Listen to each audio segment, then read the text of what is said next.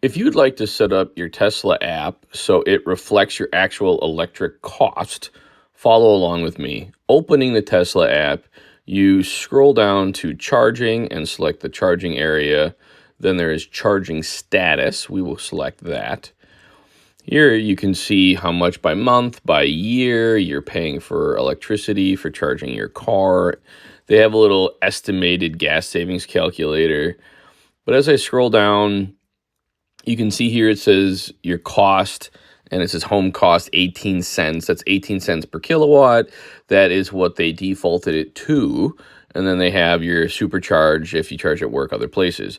I'm going to go to this set charging costs. So this is where I can set it all up. So I'm going to hit continue, USA, Wisconsin. So when I come into here, my utility company is not there.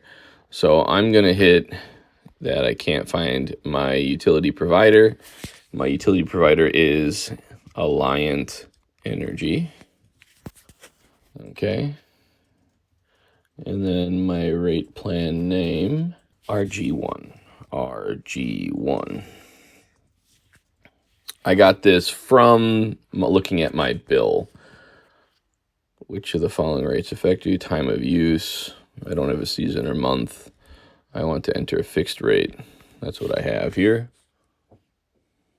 Cost of electricity.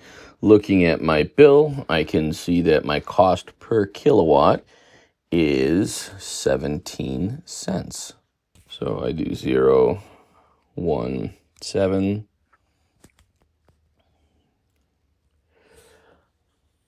And there we go. I hit save. And now I have this saved in my app.